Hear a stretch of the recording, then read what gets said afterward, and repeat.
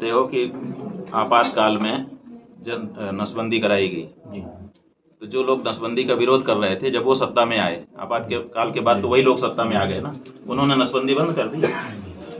बताओ, नहीं करी ना। तो जो विरोध कर रहे थे विपक्ष में रह करके नसबंदी का, वो लोग जब सत्ता में आ गए तो वो लोग नसबंदी चालू रखे। तो राजनीतिज्ञों की राजनीति तो समझो आप। पहले तो यहाँ आप साफ हो जाओ दिमाग में। और दूसरी बात ये है कि आप मूर्ख हो तो आपकी मूर्खता का फल कौन भोगेगा? समाज नहीं, आप। जो मूर्ख होगा, चाहे समाज मूर्ख होगा तो समाज भोगेगा, व्यक्ति मूर्ख होगा तो व्यक्ति भोगेगा।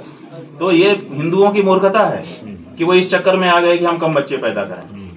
हमारे पूर्वज आशीर्वाद देते थे, सतपुत्रवती भव, सब पुत्र वाली बनो, बहुपुत्रवती भव, बहुत पुत्र वाली बनो, बहुत संतान वाली बनो।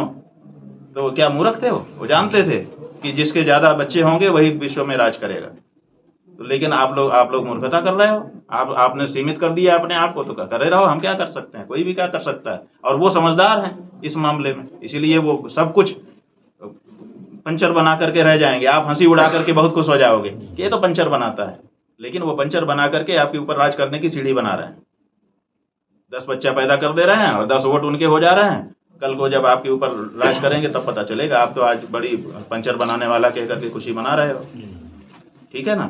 वो बुद्धिमान है, वो समझ रहे हैं कि लोकतंत्र में एक एक वोट की कीमत होती है, उसी से सत्ता हाथ में आती है, उसी से हमारे सब काम बनते हैं। और हिंदू जो है इस मामले में मूर्ख हो गया है। तो मूर्खों को तो मूर्खता का फल भोगना। कश्मीर में धारा 370 को पुनः बहाल करने का प्रयास किया जा रहा है, क्या कहना? देखो, हम तो गौ भक्त हैं, हम गौ भक्ति के कारण चाहते हैं कि 370 बहाल हो जाए। सच बता रहे हैं। क्यों? क्योंकि जब धारा 370 लागू थी तो धारा 370 के अंदर रणवीर दंड संहिता लागू थी। रणवीर दंड संहिता कभी नाम सुने हो? नहीं सुने हो। धारा 370 सुने हो, वही सुनाया गया। धारा 370 के अंदर रणवीर दंड संहिता कश्मीर में लागू थी और उसमें गौ हत्या करना, गौ हत्या करने के लिए प्रेरित करना, गौ मांस रखना, गौ मांस खाने के लिए व्यापार करना, इन सबको मृत्युदंड तक की सजा थी।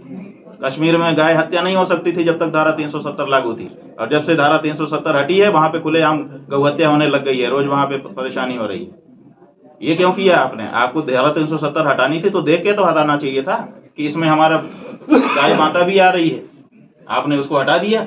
ऐसा एफिडेविट देते तो चुनाव आयोग निरस्त करता, या तो एक्सेप्ट करता। एक्सेप्ट करता तो एक हिंदू पार्टी अपने को मिल जाती, निरस्त करता तो कोर्ट में जाते, जब सड़क पे लड़ाई लड़ते कि साहब हम हिंदू हैं और हम सच बोल करके कह रहे हैं कि हमको हिंदू पार्टी बनाइए। क्यों नहीं बनाया जा रहा है? हमारी ऐसी क्यों मजबूर किया जा रहा है कि हम धर्मनिरपेक्षता लिखे, जो कि हम है नहीं। हम हिंदू हैं, हिंदू हित के लिए काम करना चाहते हैं। कोई है पार्टी? 2600 पार्टियां पंजीकृत हैं, 2600 प्लस। एक पार्टी ने अभी तक शपथ पत्र नहीं दिया कि हम हिंदू पार्टी के रूप में पंजीकृत होना चाहते हैं। आप किसको हिंदू पार्टी कहते हो मेरे बंधु? ये सब धोखा है। कोई हिंदू पार्टी नहीं है और कोई नेता हिंदू नहीं है। अगर हिंदू होता सच्चा, देखो मजबूर जब तक हम हैं, हमारे हाथ में ताकत नहीं है, तब तक की बात सब क्षमा है। लेकिन हमको ताकत हो और उसके बाद भी हमको हत्या होने दे, हिंदू है। मैं प्रधानमंत्री बन गया, मैं राष्ट्रपति बन गया, उसके बाद भी ये गोपाल महाराज को आप बना दोगे राष्ट्रपति प्रधानमंत्री, क्या पहले दिन ये पहला काम नहीं करेंगे? क्यों? क्योंकि हिंदू है, इनका खून हिंदू है। कोई भी हिंदू अपने कलम से कत्ल खाने को, जिसमें गाय को काटा जाता है, बढ़ावा नहीं देगा, सब्सिडी नहीं देगा, ये नहीं देगा। ये सब हो रहा है, चंदा ले रहे हैं। कौन हिंदू है बताओ? इसलिए बहुत बड़े धोखे में हो तुम। ये मानते हो कि एक पार्टी हिंदू नहीं थी, एक पार्टी हिंदू है। कोई पार्टी हिंदू अभी तक आई नहीं, अब लाना है। इसीलिए 33 करोड़ लोगों को हम लोग संकल्प करा रहे हैं कि अब उसी को मतदान करो जो शपथ पूर्वक घोषणा करे कि मैं पहला काम सदन में जाते ही गौ माता की प्राण और प्रतिष्ठा की रक्षा का करूंगा। 33 करोड़ लोगों को संकल्प करा रहे हैं अपने अभियान के अंतर्गत। और देख लेना, यही मतदाता इस देश में हिंदू सरकार लेकर के आ जाएंगे। हम लड़ेंगे। राजीव गांधी जी प्रधानमंत्री बने थे और उनने सबसे पहले 1 फरवरी 1985 को वक्फ अधिनियम लेकर आए थे। वो ठीक है ना, लेकर के आए, ठीक है। उनके मन में जो था उन्होंने किया। अभी भी की सरकार ने 250 से ज्यादा, 300 से ज्यादा योजनाएं मुसलमानों के कल्याण की लाई हुई है। आप उस पर चर्चा ही नहीं करते हो आप लोग। जितना पैसा पिछले 75 साल की सरकारों ने, 65 साल की सरकारों ने मुसलमानों को नहीं दिया, उतना 10 साल में दिया जा चुका है। इसको क्यों नहीं गिनते हो? क्यों दिया गया? वो उसने वक्तव्य दिया था कि अल्पसंख्यकों का देश के संसाधन पे पहला हक है, आपने उसको क्रियान्वित कर दिया। हाँ, लेकिन आप हिंदू हो, वो हिंदू विरोधी है। ये जो आपको पढ़ाया गया पाठ, ये बिल्कुल स्वीकार नहीं। आप सच्चाई पढ़ो और जो सच्चाई है उसी के साथ रहो। आप कांग्रेस के साथ जा रहे हो, गलत है। आप भाजपा के साथ जा रहे हो, गलत है। मूर्ख हो आप सच्चाई के साथ जाओ। आगे नहीं बढ़ पा रही, क्यों पहल नहीं कर पा रही सरकार? सबका साथ, सबका विकास, सबका विश्वास। गाय खाने वाले का विश्वास कैसे मिलेगा अगर गाय का पूजा शुरू कर देंगे? इसलिए वो क्या कर रहे हैं, वो पूजा भी कर रहे हैं, उसका भी वीडियो आप जैसे आपसे बनवा रहे हैं और पब्लिक कर रहे हैं, और जो काट करके बेचा जा रहा है उसका आंकड़ा भी सार्वजनिक किया जा रहा है, ताकि जब उनके सामने जाएं, पूजा करने वालों के सामने तो फोटो दिखा दे, ये देखिए हम तो कितने बड़े बात, और जब उनके सामने जाएंगे, ये देखिए आंकड़ा, आप क्या बात कर रहे हैं, आपको कितनी कमी है बताइए, हम पूरा कर देंगे। तो सबका साथ, सबका विकास, सबका विश्वास, यही नारा इसके पीछे कारण है। देश के बहुसंख्यक सनातन धर्मियों की, देश के बहुसंख्यक गौ भक्तों की, देश की परंपराओं की, देश के धर्म की अवमानना की जा रही है सबका साथ, सबका विश्वास जीतने के चक्कर में। आप सबका साथ, सबका विश्वास नहीं कर सकते। ये देश बहुमत का देश है, यहाँ पर बहुमत की प्रणाली चलती है। यहाँ पर जो ज्यादा संख्या में है उसके बारे में आपको सोचना पड़ेगा। ये गलत बात है कि हम अल्पसंख्यकों को ज्यादा महत्व देंगे। अल्पसंख्यक को बहुसंख्यक के साथ एडजस्ट करके रहना, यही बहुमत की प्रणाली है। तो आप इसको अनदेखी कर रहे हो, बहुसंख्यक लोगों की भावनाओं की अनदेखी करके आप क्या करना चाहते हो? तो ये ठीक नहीं है। ये अब इस बात को बताने का अवसर आया है और इसीलिए हम लोग निकले हुए हैं। आप कह रहे बहुसंख्यक के हिसाब से चलना चाहिए, तो फिर भाई बहुसंख्यक के हिसाब से ही चलते हैं ना। संसद में जिसका नंबर ज्यादा था वही तो सरकार में बैठ गया, वही तो निर्णय ले रहा है। जिसकी संख्या कम आ गई उसको तो आपने पीछे बैठा दिया। क्यों बैठाया? अगर सबका साथ, सबका विकास और सबका विश्वास होता है तो विपक्षी पार्टियों का विकास क्यों नहीं कर रहे हो तुम उसको, उनको भी मंत्री बना दो, चार लोगों को, और उनमें भी योग्य लोग नहीं जीते हैं क्या? जो पढ़े लिखे हैं, जो पहले मंत्रालय संभाल चुके हैं, अच्छा मंत्रालय चला चुके हैं, ऐसे लोग भी तो जीते हुए हैं विपक्ष में।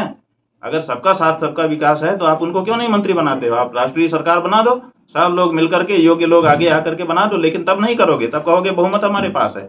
और जब हमारी बात आएगी तो हम बहुमत के लोगों की भावना को आप तार तार कर दोगे और बोटी बोटी करके हमारी माँ को काट करके बेचोगे और डॉलर कमाओगे। ये कहाँ तक चलेगा? ये गलत है। तो बहुसंख्यक के हिसाब से फिर हिंदुस्तान को हिंदू राष्ट्र हो जाना चाहिए। भाई हिंदू राष्ट्र ना हो, लेकिन बहुसंख्यक जो है, हम कहते हैं आप रहने दो, जो राष्ट्र है आपका राष्ट्र तो हिंदू राष्ट्र ही है।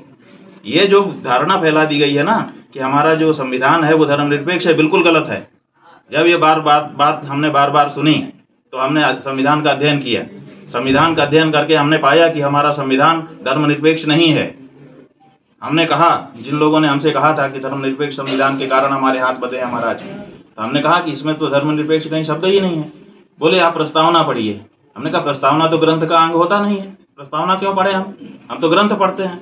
तो उन्होंने कहा कि प्रस्तावना पढ़िए, उसमें लिखा हुआ है। प्रस्तावना ग्रंथ का अंग नहीं होता, प्रस्तावना संविधान का अंग नहीं है। वो उसमें रहता है, ठीक है, जैसे जिल्द किताब की रहती है, किताब की जिल्द से केवल शीर्षक पता चलता है, वो ग्रंथ का अंग नहीं होता है।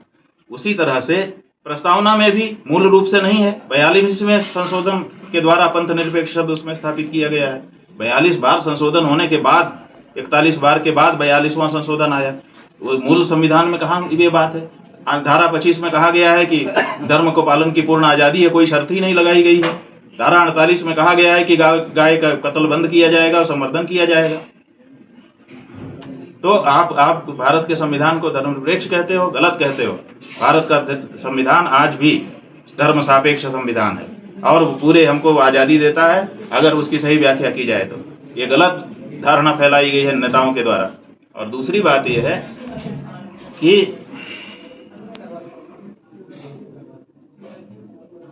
भारत का जो हिंदू राष्ट्र की बात आप कर रहे हैं, ये हिंदू राष्ट्र तो है ही है, क्योंकि हमने बता दिया संविधान में सब हिंदू की बात की गई है। आप देखिए, भारत की सरकार 78 साल से बनी है, प्रदेशों की भी सरकारें बनी हैं, अभी तक किसी मस्जिद का अधिग्रहण भारत की सरकार ने किया?